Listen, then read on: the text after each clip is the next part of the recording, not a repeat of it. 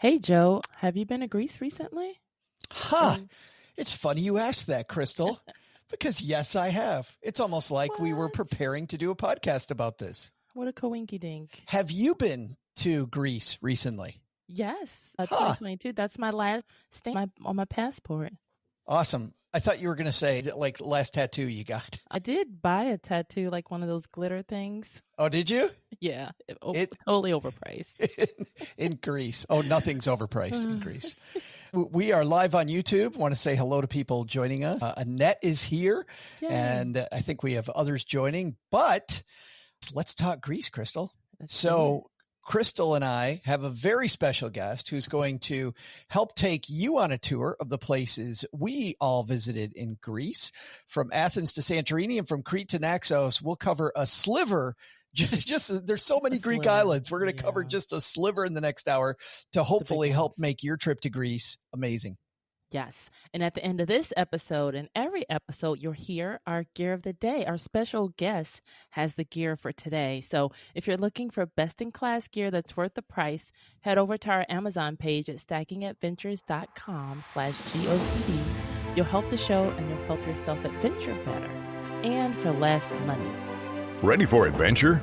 From vacation to staycation and from the mountains to the beach. This is the Stacking Adventures podcast. Welcome to the Stacking Adventures podcast, where we head around the world with our adventure community. Our adventures all have great stories, Crystal. And today, very unlike other episodes, you're going to hear mine. Yeah, but we're going to hear the same story-ish because hopefully you'll hear both of us because, hey, we both went to Greece. That's 100% right. Yeah, you're going to hear about the same place, but from not one, not two, but three different perspectives. We have an incredibly special guest with us today. I have to say, Crystal, I'll apologize to you ahead of time, but I do have a favorite person. And while many people might have thought Crystal is one of my favorite people in the world, I want to introduce to the show the woman who is my favorite person by far. It is also her first time making an appearance on any podcast that I've ever done. No. Yes. And it is the amazing Cheryl Salsihai is here. And the crowd goes wild. We have Joe's better half. Wonderful. By far my better half. So, Cheryl, you ready to take us on a tour of Greece? Absolutely. I could talk about Greece all day. But I told I have to minimize. You told me I have to minimize. Because between you and I and Crystal, I think the three of us, we could talk about this for 6 hours. But Crystal's going to lead the show here. So, Crystal, what do we want to know first? First, let's talk about getting there. Why Greece? And then where do you live? And then how did you navigate out of our country, our beautiful country, to Greece? Did you go a travel agency? Did you go on your own? Were you sticking a dart at a board? All right. Can I say how we got there and you can say what we went with? All right, deal. Okay. Actually, Joe arranged us getting there and back in the most ridiculous way ever. So he went to Points.me and took all our credit cards and all our credit card points. So our Sapphire, Chase, our American Airlines, our British Airways, whatever, took all of it and got us the best deal. The best deal was flying out of Austin. We live in Texarkana, Texas. Texas is a huge state, and that's over a 6-hour drive if you were going there. And then we flew from Austin to Great Britain and then to London and then London to Athens. But so we looked at, would it be cheaper? Because you can fly out of Texarkana and you can go anywhere in the world you want. Joe likes to say, as long as you go to Dallas first. So we could have flown from Texarkana to Dallas to Austin. And then we decided instead it was cheaper to rent a car. And sometimes it's a little sketchy flying out of, it just might not go off or whatever if there's any weather. Or like what happened to us one time when we missed a flight was one of the stewards didn't show up. So anyway, so we drove a car to Austin and then discovered I'd never been to the Austin airport, which is pretty cool. And then made our way there. And that is how we got there. Now, Joe, you can just say why, How long were those flights then?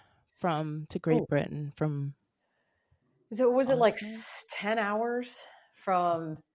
Yeah, I think Dallas to Austin. Heathrow was, or excuse me, Austin to Heathrow was 8 or 9. Okay. And then we had a long layover, and then we had a 4-hour flight from there to Athens. And the reason he chose this point stop me thing, so we could have a lay down bed, because we like to get there, and it's so nice. You get there and you are fresh and you are ready to go. So we like slept our whole way there, which was really nice. It was super cool, Chris. At night, right? It was a night flight. Yeah, it was a night flight. So the deal with Point.me that I first heard on our show, frankly, we went with the concierge service. It did cost $200. But beyond that $200, they took all of our different points. They found this ridiculously cheap flight of, not only was the cheap, very few points. I don't exactly remember exactly how many British Airways points, because we had to convert Capital One points over. I think it was about 80,000 each, which was amazing for business class. But here's the kicker. The kicker was it didn't end up costing 80,000 because British Airways was having a 20% off sale if you went from Austin. This is a flight we would have never found. Yeah. We ended up getting there for 20% fewer points than a flight that was already ridiculously low priced. And so we arrived in Heathrow feeling really good, and then arrived in Athens still feeling really good, which for that much time in the air is not common. Yeah. Yeah, it was nice. I did direct from DC, and it was 9 hours, but it was like $900. But this was back when I was such a novice, though. I just booked through the Chase portal, didn't even consider like transferring points or anything like that. So I flew straight from here to Athens. 9 hours going, 11. Yeah, and then it was 9 hours going, but then 11 hours coming back. That is interesting. How it's swimming different. Upstream. Yeah, that was cool. Yeah. Ours on the way back, by the way, was American Airlines. They took our American Airlines points and then put us on American. And on American instead, because we didn't have enough points, and I'm worried about being fresh there. I think Cheryl, you are too. Coming back, we want to not be sleepy. We just wanted the bigger seats, and so we got premium economy for the cost of our points. And that flight also was around 80,000 points. Yeah. And that premium economy seat's kind of like business class if you're flying just the continental US. That's sort of the size of the seat, and it goes back a little further. It was a really great deal when we did it on Singapore. American Airlines, I don't think was quite as comfy, but it was still better than coach. I'll take it. I'll be snobby. I'll take it. No, for that long flight. Yeah. Yeah. We've got Shua hanging out with us in Phoenix. Annette is with us in Pittsburgh. Annette's been twice to Greece in 2010 and 2023, just a couple of years ago. Let's talk about our tour group for a second, because as longtime adventurers know, we did go with Adventures by Disney. Yeah. And so we decided to go with the tour that, as I've explained before, cost 18,000 bags of money. But I'll tell you, this is our fourth one with Disney for a reason, because it is such an experience. The thing that I like best about Disney, Crystal, is not really where you go. And it's funny because I have a friend here in town that decided not to do a Disney trip because it didn't go exactly where he wanted to go. It truly is because the things that they have you do are things that I don't see any other tour companies do. Like they'll experience a lot of the same things, but in a different way. When we went to the track in Athens, where the first modern Olympics were held and where the ancient Olympics were held, they had a race of all the kids that were there, and they put us on the first, second, third platform with the wreath on our head, and like the laurel thing on your head. Yeah. And it's funny because the campy things sometimes that they do that make the trip, or the last day of the trip, we went to this little village, which on our schedule, it looked like it was going to be a blow off. We're in Crete, we're in Greece. I'm going to spend all day in this little tiny village in the middle of Crete, not near the ocean, not near much of anything, being led around by an 82-year-old man. And yet that day might've been my favorite day of the Disney portion of the trip, because not only was he 82, and I think, Cheryl, he was going to live to be 120. This guy. He had more energy than the Energizer like Bunny. A blue zone. It totally was. That's the part of it. It was actually a blue zone thing. Whoa. And the woman who fed us dinner, she was in her 80s. These people were spry. They were happy. And there was this big lesson that was in this day, which was it's not about hustle. It's not about more. It actually can be less, less, less. And you can live this wonderful life. These people were happy. You could feel the joy. I don't think they were putting it on for the tourists. Yeah. I honestly think the second lesson was if you drink a lot of raki, you'll also live a long time. Oh my goodness. I know. So where did Disney take you for these big bags of money? Oh, we started in Athens. I suppose anyone, their first time in Greece has to start in Athens, right? See Acropolis, and then over to Santorini and Crete, were the main areas. Yeah. And Crystal, you hit 2 of the 3 of those when you went as well. Right. Yep. Athens and Santorini. So then how did you get place to place? Because from Athens, it was a quick flight. That flight was like $200 and it was a 45-minute flight, really quick. So then how did you guys get from place to place?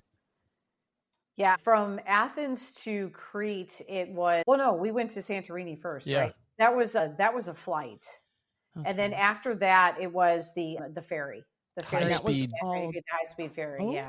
And that was all included with the Disney? Yes, that was all included. Oh, perfect. So once you paid your bags of money, it was all included. Yeah, we can talk, Crystal, for a second about when I say 18 bajillion bags of money. Cheryl just looked this up before we went live.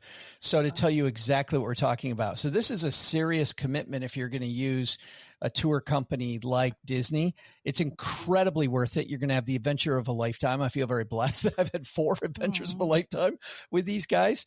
But Cheryl, per person, what does it say on the website they start at? It said between $6,700 to $7,700 per person. And that does not include your flight to Greece and back, just any flights you have there or ferry rides it includes. And it includes a lot of meals. There's a lot of meals it includes. About 2/3 of the meals. Okay. Yeah. And how many days? 10 days. Oh, wow. 10 days. So the first day is you meet your guides and they kind of an introduction thing. And then the last day is really getting you back to leaving at 7 a.m.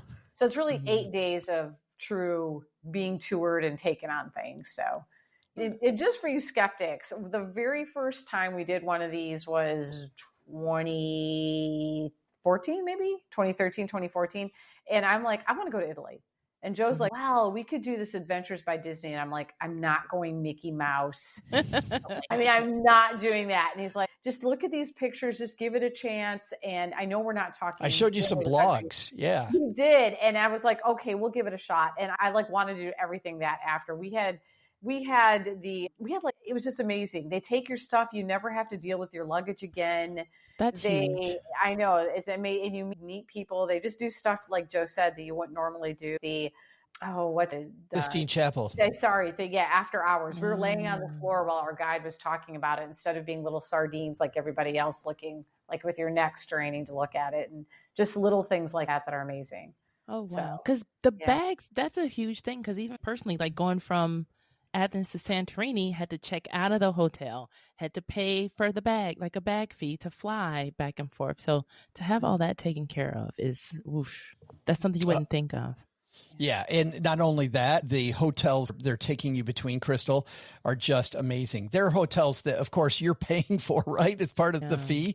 But if it were unbundled, I don't think I'd stay in these hotels. Like, they are so swanky. They're so unbelievably nice, but it makes the tour really, really fun when you're staying at these places. The place in Crete we stayed at was just insanely beautiful, and just a place that if I could live there, I probably would. Ooh, so what was the best part about your Disney portion of the trip? Or just take me through one from each place. Yeah, do we just want to take this maybe city by city? Okay, let's talk about something that people should do in Athens. How about that? We can all, because Crystal, you can opine on this too. Cheryl, what's something people should probably hit while they're in Athens? I would say one of the nicest, we did it more than once, was a rooftop restaurant at night, or like where you can see the Acropolis with all the lights on. Because all the food is good. All the food is good. All the wine is good. But yeah, that was one of the things we really enjoyed at night. And it cooled down, so it was always nice at night. That's a great Athens tip, by the way, is that if you like wine, in the United States, you order the house wine, it's garbage. In Athens, In Athens, the house wines were fantastic. Like they were really, really good. So we'd often just get a rosé. You save a bunch of money by getting a rosé. You have a nice wine with dinner, and you don't have to break the bank on something that truly a couple glasses of wine. True. How about yours, Crystal? There were 2 tours that I did with, I'm going to say it wrong, Viator. Oh, yes. Whoever they no, are. we love Viator. We use that when we're on our own. Well, we were saying the name wrong, so we didn't know. Viator? There were 2 Viator. Viator? I've always said Viator too. There you go. So I did the Acropolis, like the monuments and Parthenon. It was a walking tour, and it takes you to the Acropolis Museum. That one was $88, which it seemed pricey, but what you got for it was great. Like you got to, because I don't know if you noticed, just hearing the backstory of everything. Well, if you're there, you got to see the Acropolis. Yeah. Oh yeah. Yeah. Absolutely. And then the other one was there was a gourmet food walking tour. That one was 60. It was great. 60. Yes. It was only $60, and I felt like I cheated them because what you got was way more. Like we did the coffee thing. They cook it in the sand. We then did they that flip it.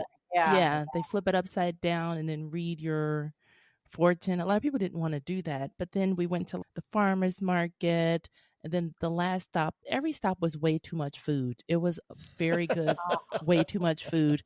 And the last stop was at a wine tasting with food, and so I was like, I cannot believe all of this was $60. So that's definitely 2 things to do in Athens. You got to see them. And it is crazy to see how did they build all this stuff? They were trying to repair it. I don't know if they were still trying to repair some of the stuff, but they can't figure it out, even with all this technology, of how exactly to restore some of the parts. Yeah, I feel a lot of it was in a constant state of restoration, like everything. Yeah. So it's still.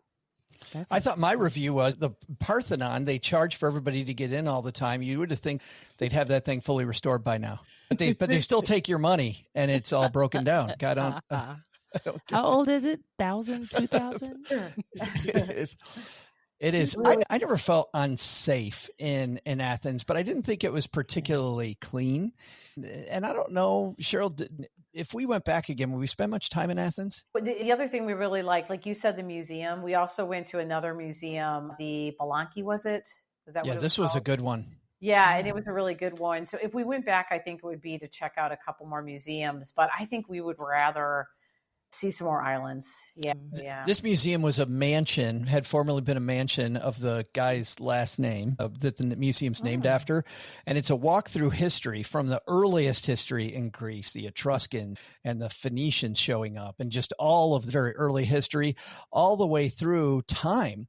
And like men's in the current day. Yeah. Yeah. And you get partway through, and of course it starts off with all kinds of pottery, but you get partway through and they have the models that have period clothing on. So you can see the different clothing from different periods, which was super neat. And it was just a nice walk through history from the beginning of civilization up to maybe Cheryl, the 1700s? I mean, it went through when they became their own country, which the modern day Greece, I should say. I suppose it's always been a country. But that is true. From the city-states to the Peloponnesians to the Ottomans and their current. Oh, that's right. They even had the 1940s there, and how proud they were of the resistance against the Nazis.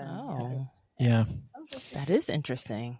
I know, and it just looked like there's a lot of cool museums we could still hit if we had to. And speakeasies too, like that night. Really? That was fun. Yes. And a lot of the bars, like we walked to a lot of bars, I noticed, and they all had cute like decorations and themes and like the names of the drinks. They had the fancy drink names and call me a slut and like all these other really funny names. That's a good one. It was creative and cute. I did the outside feel where you'd be walking and turn a corner and there's 10 cafes and 90% of the seating was outside and every table's full and people walking around with their cigarettes pretty much everywhere too. The food scene was really good. I would go back for the food scene and eat more of the. And it was cheap, like a couple euros. We found a couple good pieces online for the places that we ate. And so the rooftop restaurant we really loved, but we went on one of the first couple days to this restaurant. And as we walked to our seat, which was in the back, thankfully, because it was a little quieter there, they had a DJ playing right out front, Crystal, to your point. Like it was the nightlife, even in a restaurant with a DJ playing up by the bar. It was crazy. We went to a couple places, Cheryl, where there was a DJ playing. Yeah, they had wacky names for those drinks too. Yeah. And our friends actually picked out a really good one, but I don't remember what it was. It had an eyeball in it. I don't remember what it was called. Oh my goodness. Yeah. I do have a tip for everybody before we leave Athens, which is the airport is way out, and our hotel offered to send a car, and it was going to be 40 or 50 euros to do that, which is okay for as far away as that is. However, if you take the subway was super easy to use. It's only $2.50 unless you're going to the airport. If you're going to the airport, it's $9. Or 9 euros rather. Yeah, you can save yourself 30, 40 euros in taxi fees or airport pickup fees by just, if you're okay with dragging your bags onto the subway. I thought the subway was not hard. It was clean. It was decent. And it was fun just seeing, the regular folk. Yeah. Just the people, the Athenians. And there were other travelers, so you're not going to be the only person hauling luggage. One funny story, by the way. Put your luggage, so you can put it on there. That's neat. Find a seat near it, so Yeah. Yeah. One funny story about the subway. We get off the subway right downtown, and we're so excited to see the Parthenon and stuff. We come out at this main station in the middle of town, Crystal, and we're dragging this luggage. We've been up for a long time. We got some sleep on the plane, so we're a little frazzled. We're looking at our directions, and so we start heading down this road. Was it, Cheryl, maybe it was the next day, we're at the same square. We were, because we were walking around checking out the sites in that area of town. We were so excited when we finally saw the Parthenon, Crystal. If we would have just freaking looked backwards over our shoulder. There it was. The whole time. It was right behind us the entire time. And I do think some of the funnest shopping we had was in the Plaka as well. So yeah, if you're a shopper or you like to get kitschy stuff, the Plaka. We went out. Part of the Disney trip was going to a place called So Union, which was the temple to Poseidon. Yeah, thank you. A temple to Poseidon that's maybe an hour and a half from town, or hour and a half from town. And so Disney took the bus out there. It was a nice trip. It was great. I think, though, if you go on your own, you could probably skip this. Like with Disney, we did some extra stuff. I thought it was beautiful. But if you went to the Parthenon, Crystal, do you think you really need to go to So Union? No. I didn't even it was on the ocean though, which was really pretty. And it was really lovely because you saw all the beaches on the way. Yeah. That was great because we hadn't been anywhere yet. So being able to see the ocean for the first time was pretty cool. Yeah. All right. So next we have Santorini. All right. So then what's one thing we can't miss about Santorini? Do you want me to go first again? Sure. For me, it was Akhotiri, and I love the history. And I don't know if Joe is as big in the history, but this is a town they're still renovating. There was a Minoan city that it looks like everyone just grabbed their stuff and ran before, so it didn't become, because I think they knew the volcano was going to erupt. The one that actually created the caldera that made, like Santorini, they used to be all one island, now 5 islands. And it was just fascinating because you really got a good feel for how people had lived back then and what city and community looked like. And I thought that was fascinating. Wow. Yeah. Yeah. I thought on my end, I don't know what to do. You know what, Cheryl, you said this at dinner tonight, which was anything involving a boat. And part of the reason for that is a positive and part is a negative. If you go over to the actual volcano and you hike up the volcano, it's a beautiful view of the island from there. But the bigger thing for me is Santorini equals crowds for the most part. And it was just so flippin' packed with people. We were in the middle of the island. I know, Crystal, you were up at the top of the island where the blue domes are. Nice. And it was just chaos in these towns. And I would say that Santorini, for me, there was a little town that we went to. I don't remember the name of the little town. Megalokori, I think. Yeah, this was a wonderful little town, again, in the south part of the island, which is less frequented by travelers. And a friend of mine and I, because we had two other couples that went with us, my friend Mike and I, we sat at this tavern in the middle of the town while Cheryl and Dee kind of walked around, and we had a glass of wine and sat and chatted in this almost desolate town. But then 24 hours later, we're in one of the main towns in the center, and you can barely move. The famous one, but yeah. Yeah, and nobody you're around live. It's cruise boat people, and so I don't know. Was it pretty? Yes. Am I glad that I went? Yes. It's a little like Venice for me that way. I don't know, Krista. What was your experience? I liked it. The first night, the whole group stayed together in this Airbnb, and so we had a ride come get us, and took us down to the lower part. It was the Amudi Bay. So we ate at that. There was a fish tavern there. Beautiful, great food. Like they pull lobsters like right out and out of the wait water. a minute. So these cities, for everybody that doesn't know, these cities are way up on cliffs. And so you're saying you went down the cliff. And it was funny because he had to the driver put his arm, something funny's going to happen. He put his arm around the headboard of the passenger, and we went in reverse down because there's one way up, one way down. So he took us backwards down. You didn't ride the mule like some people do now. Right. Yeah. He let us down, but then going up the stairs, those stairs, it was brutal because it was super hot. They did have the mules. A couple people rented the mule to go up, but then, those stairs were brutal. We didn't hear great reviews of the mules, so we did not do them. It didn't. Yeah, I didn't. It was actually our Disney guides that told us that they used to do the mules, and they said that a lot of the people that own these mules don't treat them well at all. And so they were like, we stopped doing the mules just because of the way the mules get treated. Crystal, you never told us, were you with just friends, family? Were you with just a group of friends. Well? Okay. Yep. And I was there on my birthday too. Oh, cool. That was special. That was very special because we were going for another friend's birthday, but her birthday was in March, and August was a better time that everybody could go. And I was like, what a great coincidence. How did you like Crystal? Food. That's what I was going to ask. You talked about the food in Athens.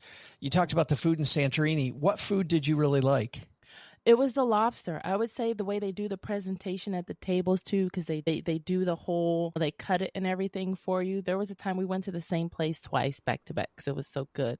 But I liked sitting there to people watch. Like everybody was so friendly. It is nice that a lot of the places that were on that strip, like when the cruise people got off the cruise ship, it just flooded with people. Even at sunset, when there's a place that everybody takes the pictures, that flooded with people. So that's one thing to be cognizant of in but eating at those restaurants on the cliff, you see the sunset too. It's so you just beautiful. Make your time, like you make your reservation right before the sun sets. So you can just watch that. And they don't mind. Yeah. They don't mind that you sit there all day, but the prices were different. They were tourist prices. Athens had more cheaper, but Santorini, it was definitely tourist prices. Yeah. Santorini was not cheap. It's a tourist, but only 1 or 2 nights were spent there. 2 nights total, and that was more than enough for Santorini. I noticed when people knew that we were American, I felt like they really leaned into us being big tippers. Over the course of our almost 2 weeks between the 10 days of Disney and then a few days 6 days on our own, that when they heard who we were, like they were always leaning into that 20% tip, because I don't think they get that a lot. And those 2 places, Athens and Santorini, everybody spoke English everywhere. Like it was not even an issue getting to and from anywhere also. Not at all. Yeah. Back to food. I was this many years old when I realized that Greek salad does not have lettuce in it. Lettuce. No lettuce. I know. So the one we made tonight had no lettuce. Yeah. So you did have a true Greek salad. That's one thing when you know someone's been, they're like, we don't put that in. That's real salad. Like a slab of feta on it. We go a little lighter on the feta here. Giant feta. Annette says it's not customary to tip in Greece. That was not our experience. Our experience was everybody around us was tipping. Every place we went was people were tipping. And they'd give you the option of the different Yes. things. Yeah, we were always handed a thing with the tip on it. And what's interesting is even in our guidebooks, Annette, that we looked at, the tips were leave some change, leave a couple bucks. Like it is the custom that we had read was that you leave a few bucks. But to your point, Annette, it wasn't nearly what we experienced. Well, and that too, because we read that as well. So we get our first check, and someone has recommended me take a picture or like hover your Google Translate over it, and it will translate for you what it says. And it said tip on it, and it was included. And they were still actually asking for a tip. Yeah, we did go to some places where tip was included as well. Okay. And those are on the Disney portion of the trip. You're on this thing where you're trying to see 3 distinct areas in 8 days. And so you are in, and Disney, to their credit, told us that they were trying to keep us out of all the touristy stuff, but everybody wants to see those blue domes and take their picture. And so we spent half a day there. And they told us, they're like, we're going to put you in there with a huge crowd, but only for half a day. Go take your picture, look around, fight the crowd, and then let's get back on the bus and go do some fun stuff. But still, for the most part, you're in a little bit more touristy area because you're trying to see a big swath of this country in an 8-day period, which is tough. Plus, a little secret too, those little blue dome things are everywhere. So when we were in Megalochlory, we got a much better picture with a blue domed white building than we did in Ia, where the famous ones are.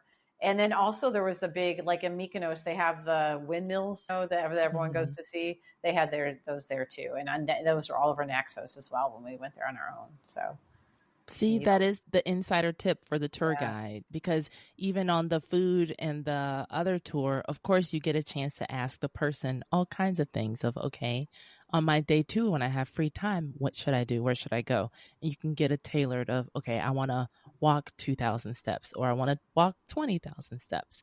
They'll be able to tell you what fits to your needs. So you guys were on a bus from after you got to Athens, Santorini. And then how many people were on what's the size of your Disney group? So about 40, about 35. Okay. Yeah, about 35 people. And they do such a good job because they have 2 guides, not one. A lot of tour groups have one. They have 2. One, Elena, was from Greece. Chris, the quote unquote American guide, lived in Greece, which wasn't always the case, Cheryl, on a lot of the other ones we went to. He married a Greek woman and had kids. And so you'll have these 2 guides. And of course, you'll have generally of subject matter guides. Now, the cool thing about this tour, Elena on our tour was also very much a subject matter guide, and her degrees were in the studies of these cultures. Like archaeology and history. Yeah. And she had actually gone to the archaeological site on Santorini when she was in college. She had been there. Like helped dig it. Yeah. But in the case of like our adventure in Italy, we had separate guides that came that were truly experts in that city. So sometimes we had 3 guides. Heck, when we were in Peru, Cheryl, at one point we had 4 guides for 40 people. So you have this huge access to people. And because on a lot of these trips, there are kids, in this case, most of them were teenagers and older teenagers. Which sounds like they were awesome. They were incredible. Teenagers on it. They were so fun. Yeah. We were with 2 other couples that didn't bring kids with them, and all 6 of us were like, the kids made the trip. They were singing songs from Mamma Mia in the back of the bus. They were so fun. It was so great. Yeah. But anyway, I think when it comes to a place like Santorini, just finding a way to get away from the crowds as much as possible. And then to Cheryl's point, some of those iconic places, maybe wait in line for those blue domes, but don't wait. There were 2 lines. There was I'm going to snap a quick one. And then there was I'm going to wait. So I have this little window to get the perfect shot. We just went, snap the quick one and got a shot of a different blue dome. Yeah. Keep it moving. Yeah. But Crystal, you were there at night after people left. So you probably got some great shots with the blue domes. Oh yeah. And it was quiet at night too. So just to sit at the different places and have a glass of wine or just eat again, like it was easy to eat every place you went. So did you find your B&B person was real responsive? Did you need them at all, or someone else booked it? But yeah, because we all got there early and we were able to get in early, so it was perfectly fine. Yeah, and it had a pool. Did we get in the pool? I think we did get in the pool. Yeah, it had a pool. Everybody had their own bedroom and bathroom. It was really great. And let's see, my portion of it was $176, so it was like $1,200 for the night. That's seven. Yeah, 7 people. But the Oya, that one I stayed on my birthday night in one of the domes, that was $500. But it was like, okay, it was nice. Yeah, it was worth it. The breakfast, because of course food was included, but the walking down the hills to get to your room. That was pretty brutal. It was very brutal. That's a good quad workout. Yeah. Don't forget about the stairs. All right. This is where I get off. And then you guys, how do you get to their next destination? Oh, you know what? Crete. You know what, Crystal? Let's have the music come up right now because we are halfway through today's show. And that means it's time for our road trip pit stop. If you're new to Stacking Adventures, this is where you're on the pit stop. You're dreaming about what's in the second half of this adventure, how cool it's going to be when we actually get there. Our pit stop's always a hit at our gear of the day. You can find past gear of the day where, Crystal? At stackingadventures.com/gear of the day. All right. And Cheryl has our... Yeah. And Joe surprised me this at dinner, so I didn't have a lot of time. Oh, my goodness. But a gear I use... So, Joe, we may have to have a crystal guest, but I use everywhere we travel because I just think it's really handy. But it can... I'm supposed to give a hint. Is that the deal? Just a hint. Yeah, a hint. Okay. It can also be a fashion accessory. I don't know. All right. I don't know. All right. We're going to think about it because I don't know what you're talking about. All right. We will be right back.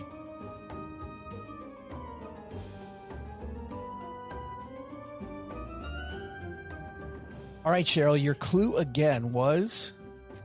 Can also be a fashion accessory. Christine. Candy? Gear that's also a fashion accessory. A scarf. It's pretty. I don't know. Do I want to guess that? I don't know. Do I want to keep my guess? Well, think about it for the end of the show, and we'll lock in a guess here in about 20 minutes. How about that? Okay. Yes. All right, Crystal. So now we are off to Greece, and I think we should take a minute because Cheryl, or to Crete. Yeah, we're already here. Crete is a place that I would have never gone. I wouldn't have picked it on my own. This is another one of the wonderful things about Disney is that I wouldn't have picked it, wouldn't have gone. Crete was maybe for me, of the three places we went with Disney was my favorite. I don't know, Cheryl, if it was yours. Yeah, me too. Absolutely. Yeah. Yeah. So amazing. And I love the fact but here is a tip. A lot of people that we were with afterwards flew different places after the tour. We took the ferry, which is the same thing that Disney had us do on the way there. Cheryl, I've never been on a ferry like this one. Oh yeah. This is not your hard plastic seat ferry that you take if you're in Seattle going out to the islands or Massachusetts going out to Martha's Vineyard or something. It was nice. Yeah. The seats, even if you just are like in the coach seat, it's nice. It's comfortable. It's got food. It's fancy. And even though the day after we were there, they did have a delay because there were some high seas and high winds. Normally the ferries go off more than the planes do. Getting from island to island, I don't know, Cheryl, I think I'd take between the price tag and the reliability, I'd take the ferry every time. So by golly, I'm glad we did it with Disney first before we did it on our own, because we eventually did it on our own as well. It's weird at first. There's just a bunch of people sitting out there with their luggage, and then you roll up this metal plankway to where the luggage is stored, and it just has different spots for the islands you're going to where you'll put your luggage, and you just stack it there with everyone else. There's like signs. Yeah, it'll say your island on it. So Prienus or whatever, and Naxos, and you just put it there. And I'm looking at our guide, and I'm like, Chris, how do we know it's not going to get stolen? Like, who do you? He goes, I don't know. It just doesn't. It doesn't. It's perfectly fine. Yeah. And then you go find your seat, and it's lovely. You can play cards. You can eat. You can sleep. Whatever you want to do. Are they like the Amtrak seats? Bigger. You've been on Amtrak. Amtrak, where like they are bigger. Seats. You mean? No. Yeah. Ish. Okay. Like train seats. Yeah. Maybe if you're in the main cabin, they're a little narrower, but there were so many empty seats. Nice. Even when the thing was pretty full, there were so many seats that you could really stretch out. I don't know. It was nice. The concession area was nice. Like they had a good selection of food on there. The second time we rode one by ourselves, I got a coffee, got like a latte, but people were ordering their lunch on there, and the food actually didn't look like airplane food. Right. I know, it looked good. It didn't look disgusting. So it did. They had like this dessert tray, so you could see that behind glass and stuff. It was, I don't know. This is how nice it was. We got on the first one with Disney, this high-speed ferry. They had a Formula One car in the lobby, like just that people could take pictures with and look at, and just imagine any ferry you've been on. You haven't had a Formula One car in the lobby. It was crazy. Where did you go after Santorini?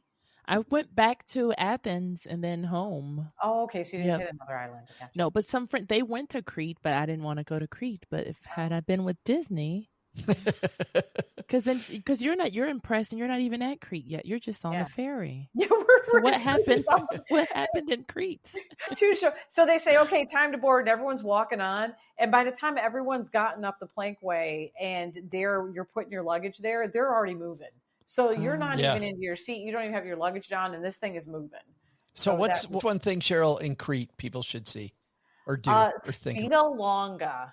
And we would have never done this if we hadn't gone with Disney, because it was a leper colony. So you don't think, ooh, I want to go to Greece and I want to see a leper colony. Okay, that is what you said. Okay. Yes, a leper colony. And it was... I'll give my left arm to go to the leper colony. Anyway. So it's a little island that's off Ilonda, where we stayed on the... What side of the island were we This would be on the east side of Crete. East side, yeah. Okay. So we got out of Heraklion, which is the capital where the ferry goes into, where the airport is, and they trucked us across Crete, where you got to see the 1,000,001 olive trees just everywhere, shimmering in olive silver as it shimmers in the wind, and so beautiful. Over to where we stayed in this beautiful, Joe already mentioned, resort. But you take this little boat across the beautiful blue sapphire water to Spina longa, where they tell you all about this crazy leper colony that had been there forever, like all the way through until they found a cure for leprosy. So from early Christian times through the Ottoman Empire. So it changed in nature through the time. Like there's homes there that kind of reflected their culture. And a church there from the Byzantine time. Was that not that church as well? Yeah. Yeah. And then till the 1950s, was it, when they got the cure for leprosy and everyone could come off? Yeah, so it was just amazing. That's not even too long ago. That's scary. Just the history, Crystal, this island and all the different iterations of the island. It was an amazing, really cool story, really cool place to be. Yeah. There was an author who wrote a New York Times bestseller about that. Very good. I read it. Yeah. Place. Yeah. Oh. What was the name of the book, Cheryl? Do you remember? I knew you were going to do that. Was it just called The Island? Was it just called The Island? I think it is called The Island. Yeah. The Island. And just I can look it up. But the water, Crystal, we hiked to the top of this island and you look down in the water and the water is 40, 50, 60 feet deep and you can see the bottom. Wow. It is, the Aegean Sea was so crystal clear, beautiful. You saw that too in Santorini. And just incredibly beautiful. Yeah. I'm there now mentally. Yeah. It was called The Island by Victoria Hislop, Hislop. I also I really liked it. I know this is a big thing to do in Crete. This is where Theseus killed the Minotaur in mythology. And so we went to the palace, King Minos. Yeah, Knossos. And this palace experience was really nice. You don't have to spend a ton of time there. I think we spent maybe 2.5 hours there, and it's largely almost completely in ruins, but they've set up little pieces of it so you get a feel for what the palace would have been like. And it's funny because you learn a few things that I didn't know. Number one was King Minos, who was supposedly this big king in history. They actually think that maybe there wasn't one King Minos. There were many of them, almost like the different Caesars. Yes, Caesars or Ramses. Yeah, I'll name that. Yeah. And then the second thing was this palace was just huge. You could see from the footprint of it. I mean, it was barely there, but you could see from the footprint, this palace was huge.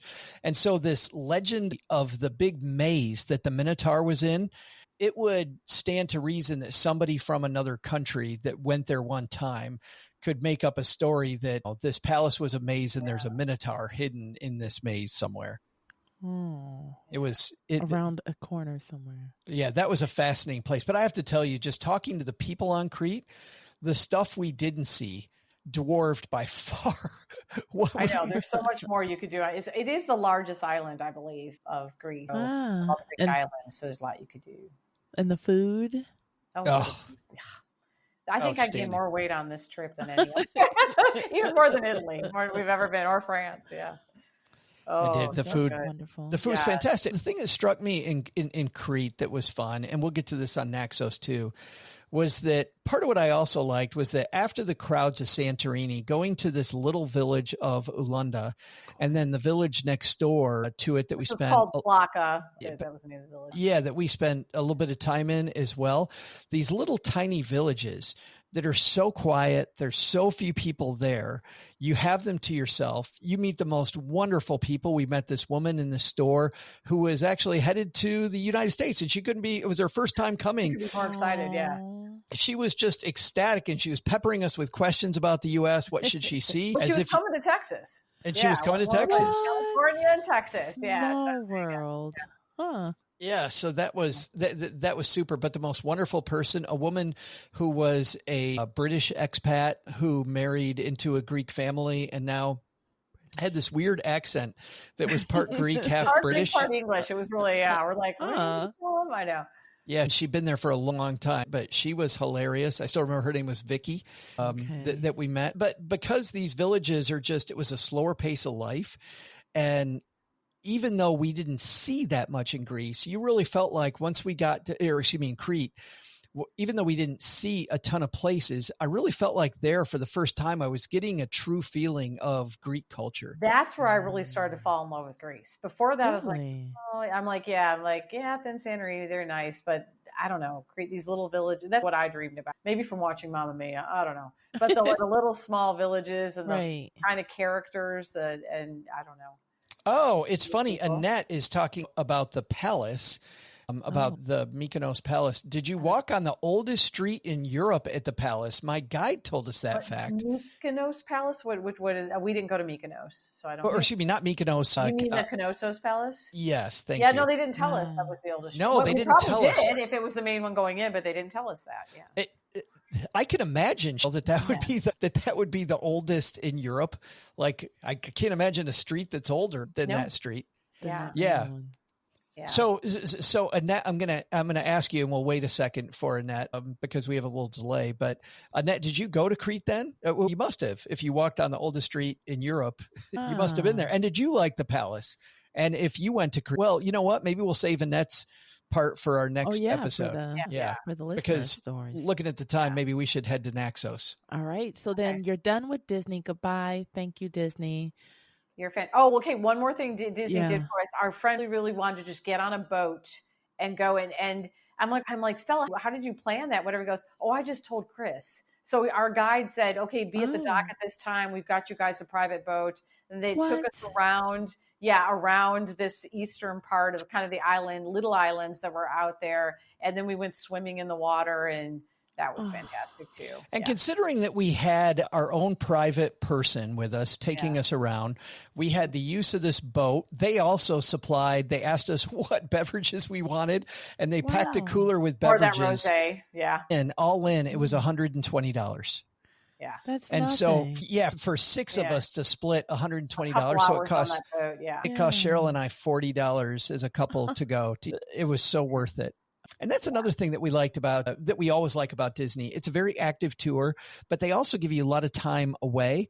And when they do that, when they give you time off, they also suggest different things you could do. In this case, our friend Stella was like, I want to get a boat. Yeah. We did. And it was one of our favorite things we did. Absolutely. One of our favorite things we did. It ended up being amazing. Get on the boat, get in the water in Greece. Yeah. One last thing before we leave Disney, because Chris, you said goodbye to Disney. I also don't know a trip where at the end, like I have tears. These are people I didn't know 10 days earlier. And, we've been on tours with other companies, and the people were nice. The guides were nice. But man, at the end of 10 days, you really felt like this was your quote extended family. In fact, from the Peru adventure that we took almost a year ago now, there was chatter in their WhatsApp. Just the other day. And it wasn't us who started, but I'm like, look, we went to Greece, and we put it on there too. But I still have Facebook friends, not that I get on my Facebook very often, but from Italy, from 2014. Yeah. So leaving Disney was this bittersweet moment. And I was like, you know what? Everybody else a lot of people are going home. I want to go home too. Man, that would have been a mistake, because we went to Naxos tired after 10 days of touring like rock stars with Disney. And we end up at this island in Naxos on the high-speed ferry again, but this time by ourselves. And we feel like pros because How of what far was Cheryl that said. one? Back on our ferry. We did. This was a 2-hour ferry ride to Naxos. And then there was a 4-hour ferry ride to Athens from Naxos at the end of this. But we get to Naxos. This is an island. It's the biggest of the Cyclades Islands. It is the place where supposedly Zeus was born. So the main mountain on the island is called Mount Zas or Mount Zeus. And there's a cave you can go to where Zeus was supposedly born. For people that are listening and not watching, Cheryl is miming the "Don't do it" sign. It's, if you have FOMO, just get over it. Don't do the cave. Yeah. Yes, do not walk. The cave is a waste of time. But there's little villages around this place, and the coolest thing, Crystal, the tour boats don't go there. Ah, beautiful. And so while there are in the main town of Naxos, there are lots of tourists. You'd never really felt overrun. You could go into any restaurant. There was never a time we couldn't get a table at a restaurant when we wanted one. So you deal a little bit with crowds, but not that much. And the food was the best food we had. Like Naxos is a foodie. If you're a foodie, it's a foodie haven. Yeah. The fresh fish, just everything. Oh. They make this island is self-sufficient. It makes its own honey, its own wine, its own cheese, its own just everything. It has tons of goats. It makes its own meat. Yeah. Yeah. It's just wonderful. And how did you get around that island? This is our big tip, Crystal, is that if you're going to Naxos, Cheryl will tell you how much I hemmed and hawed about this. She's like, we need to get a car. I'm like, we don't need a car. Oh. And she's like, let's just get a car for a couple days. And I'm like, okay, let's get a car for a couple days. We ended up with a car for 4 days. If you go to Naxos, get a car. Yeah. Cheryl was right. Again. The wife is always right.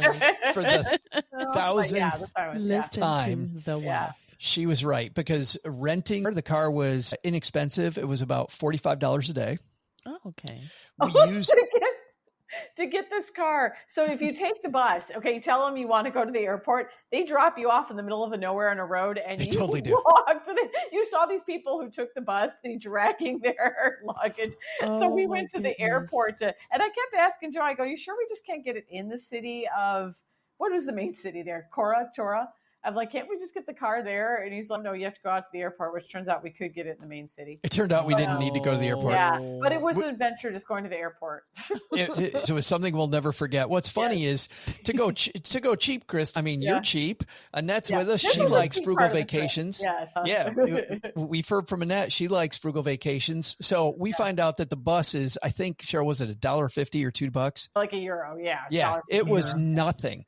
Oh. And so I'm like, we're not going to take a taxi out. And you could try to walk, but we have been on these roads before. There's no sidewalk. There's no place to walk. Mm-hmm. And so we're like, no, we'll take the bus. So we jump on this, but the bus is packed. We are standing on this bus in a pack. It turns out everybody else is going to the beach except us.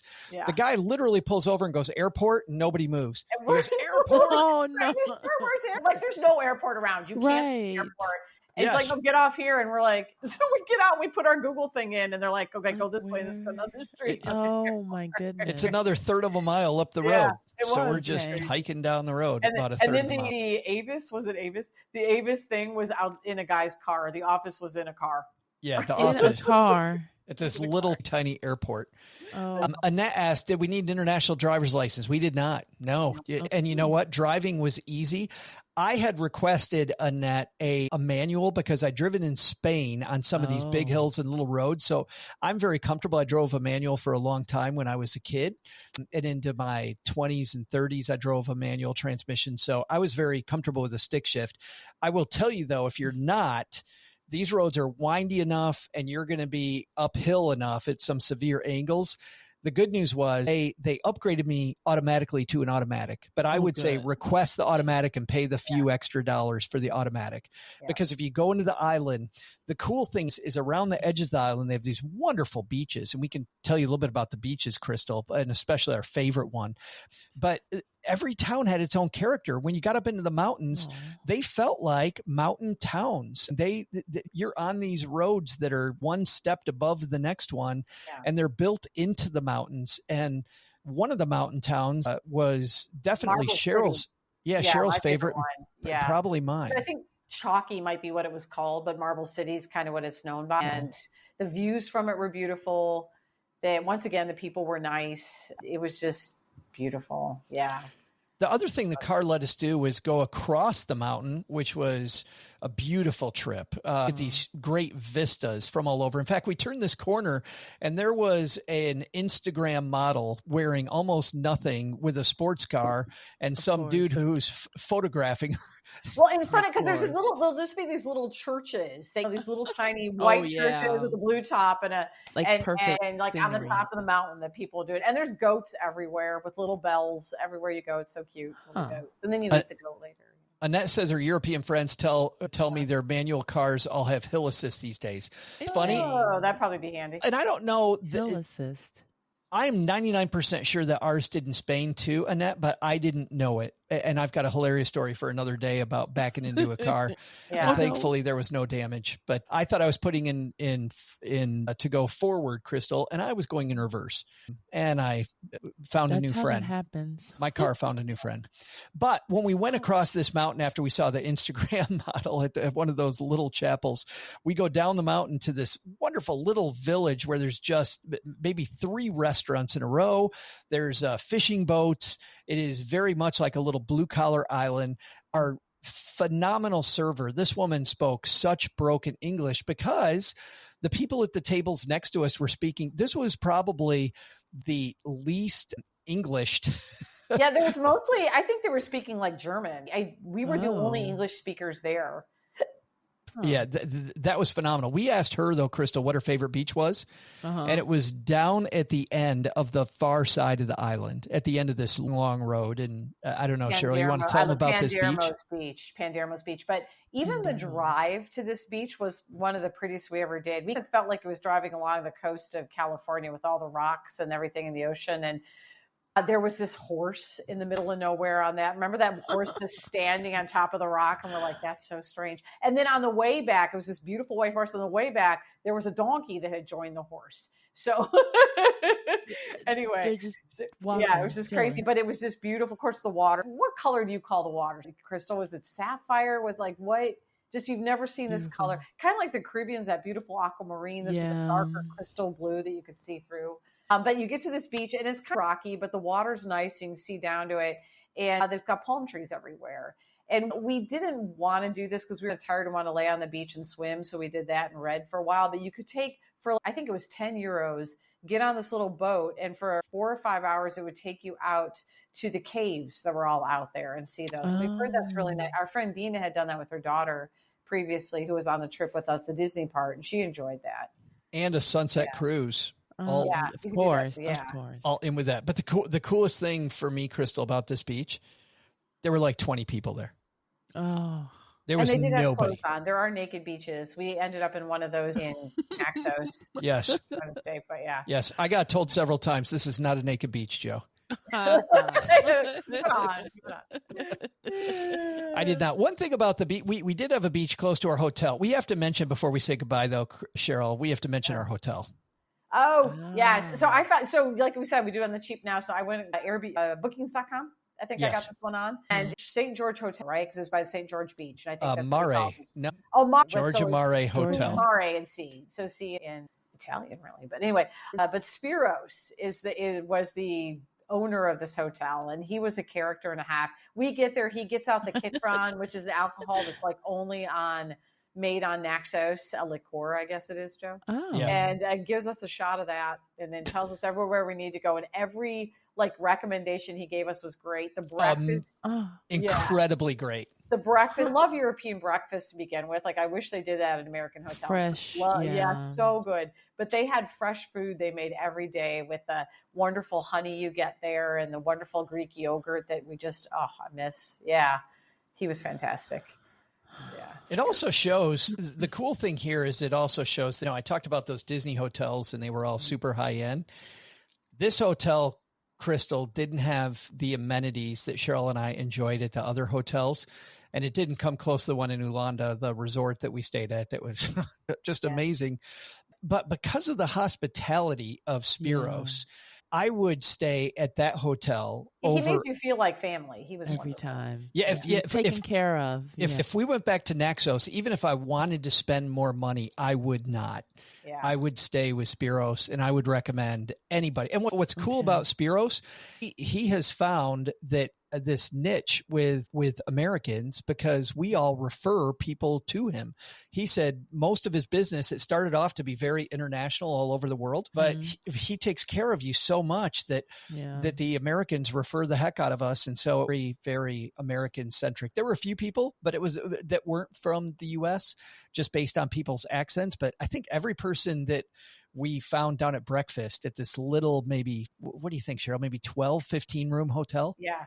If that. Okay. Yeah, if that. One family was like from the Netherlands, I think. But yeah, but everybody speaking intimate. English for the most part. And Spiros was just, and every single thing he recommended was gold. And we did, Crystal, like you love, the food tour on the first night. Oh, the food. We did a food and wine. Viator, she was fantastic too. Yeah. Oh. Yeah. The interesting thing, so Elena, our Disney guide, we told her we were going to Naxos, and she said, "Oh, you have to talk to my friend who puts on some of these tours." And we already have a book. She goes, "Just talk to her." It turned out that the owner of the company of the tour we were on happened to be that lady. They were like, "Oh, her. okay." Oh my gosh. Yeah. And she gave us all kinds of history about the big castle that's like at the top of the capital city there, and you learned about the pirates and all that good stuff. So that's fun. Okay. Yeah. But it's such a small world when you're halfway around the world, and we meet this woman and we're like, "Wait a minute, do you know Elena?" She goes, "Elena's." I'm like, "I don't know, Elena with Disney." She goes, "Yeah, that's Elena." Oh my gosh. I know 5 people in Greece at this point. Yeah. First name basis. Yeah. That's right. That's right. So funny. Yeah. That Yeah, hotel sounds special. And we just spent, what was it, almost a week there, just really getting to know that island. And that was fun too. Instead of trying to hit everything on the planet, we just did that. Did you stay at that one hotel the whole time, or did you we did. hotel hop? Yeah. Oh, nice. Okay. Stayed at that one hotel and used the car to get around the island. We went to 3 different beaches.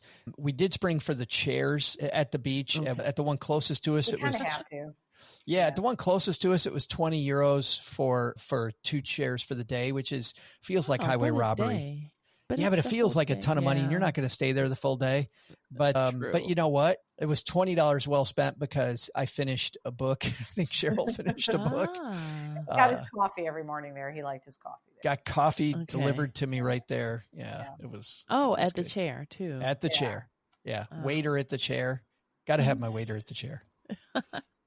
All right. Time for our Gear of the Day reveal. So, Cheryl, you said that this is a piece of apparel that also could be a fashion statement.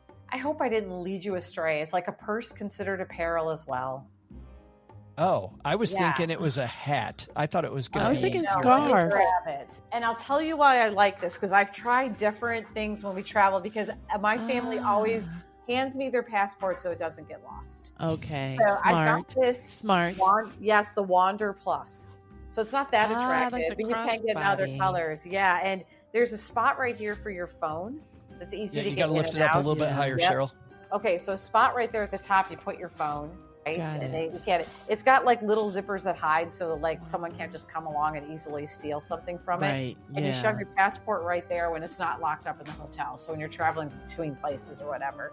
And then just lots of little pockets that make it easy to organize. And then you string it over your shoulder like this, and it's really not uncomfortable. And I don't know, I have to admit, it was like one of those Facebook things, like I'm probably getting suckered, but it really was fantastic. And I've taken it to many a country now, I've never been robbed. It's easy to get in and out and stuff. And at the airport too, you're always fumbling, trying to find your passport. I don't know, we are anyway, for our passport or whatever. So it was great. I like it. The Wander Plus, it comes in other colors, and crud just comes right off it. It's got good material, so it's easy to clean. Yeah. Okay. Oh, that's smart. That is smart. That's cool. We don't have that, No. Crystal. That's not No, in and I'm amazed. Yeah, that has not been covered yet. So at that's this point. perfect. Over a year in. See, and we would think there's new stuff We're all really the time. a year in? When is your anniversary? Are we? We might not be. We actually might not. We have no idea. I know. No clue. It might be not We quite just a year. go. We might be getting there. I don't know. But time flies. I don't know. Yeah. The fascinating topics we've had are just right. incredible. Time Speaking flies of when you're having fun. Speaking of fascinating topics, adventures, now it's up to you. You heard Crystal's story, you heard Cheryl's story, you heard my story. Your trip to Greece. What did we miss? What did you do? There's so much to Greece that we did not cover. You've got the islands on the other side of Greece, like Corfu, which I know our friend Chris spent time the on Ionian Corfu. Island. Yeah, you could dig into those. You could dig in going down what's the peninsula, Cheryl? The Peloponnese. Peloponnese. Yeah, the Peloponnese Peninsula. Or go to the ones by Turkey. Go to the islands over there, like Rhodes. And some of the people from Greece were telling us going up north into the mountains was even fantastic. Most of Greece is mountainous. That's not where people live, but most of Greece is. Did you go there? So if people want to share their story, and Annette already told us she's going to call in and share her story, which I can't wait to hear, Annette. I appreciate it. How do people share their story? Head to stackingadventures.com/mystory. You can leave up to 5 minutes of a recording. And hey, if they cut you off, just like any other voicemail, you call right back and leave another. Those devils in the internet that cut you off. Exactly. Do not let them. But a whole 5 minutes to tell your story. Still. Nice. So we love it. We are looking forward to hearing from you for Greece. Please, we want to hear from you. Cheryl, thanks a ton for joining us. Oh, thank you. And thanks for giving us a break on the gear too. And I can't believe we didn't cover that. I think we just go back with Crystal next time we go. Agreed. Yes, please. Yeah, because Chris said she might be moving there. We can all go visit her. And we have another adventure that we're talking about doing next spring, which we'll talk about offline. But you guys might get to hear about this too, which will be cool. All right. Okay. She's Crystal. And I'm Joe. He's Joe. And she's Cheryl. And we've got Cheryl. And now we've taken this show off the road. Thank you for joining us. Thanks for lending us your ears.